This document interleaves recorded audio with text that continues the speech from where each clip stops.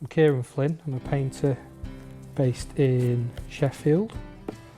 I originally, when I went to uni, I went to art college in Cardiff and I studied ceramics. I was a potter. I was really into pottery, I'd done A-level in it. Kind of fell out with pottery by the time I'd finished and, don't know, life moved on. Moved back up to Sheffield. Then 2020 COVID hit and I got the space and I started painting on canvas and I was using spray paint. So therefore when some commissions came about locally, it was kind of presumed that, oh, Kieran can do those, he's a street artist, he kind of does graffiti.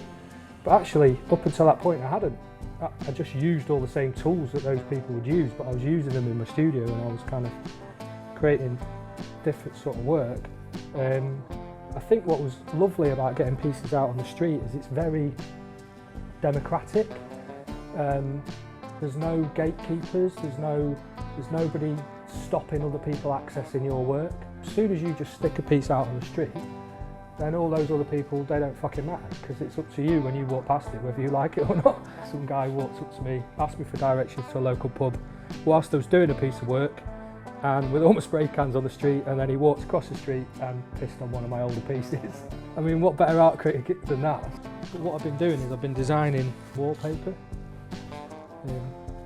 So say telecoms boxes, phone boxes, those kind of things where people have tagged it, it'll have loads of different marks on it, bits of spray on it.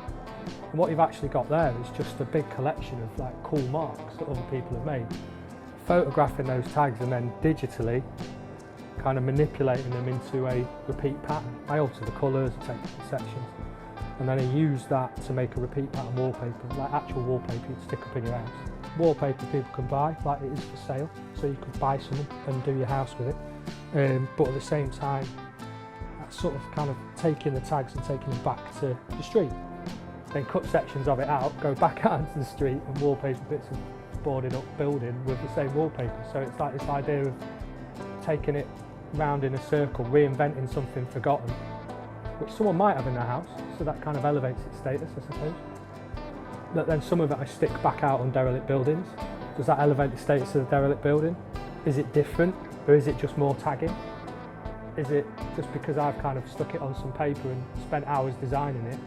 How is it different from some kid who's kind of practiced his tag in his sketchbook or her sketchbook for months on end and goes out and like quickly smashes one on the side of a building? Like why is one art and one not? And I quite like the idea that the stuff could be, someone might buy it and put it up in their house and they'll really like that and they'll tell their friends how it's made, but they might walk past like the phone, they might walk past the very telecoms box I've used to make it and think, oh, that looks crap, that's an eyesore, that should be sorted out. Out of the ones we did the other night, my favourite was probably the last one. Close second's probably the green one, you know, like the half house. The first one we did, I think. Again, it's nice because I drive past it on my way to the studio and it looks so random. The biggest one we did, I thought that was going to be the best one. I've driven past it a couple of times and it doesn't quite have the same impact. It's like you don't notice it so much. But the fact that it's sort of back out on the streets of Sheffield I like, because that is where it all originally came from.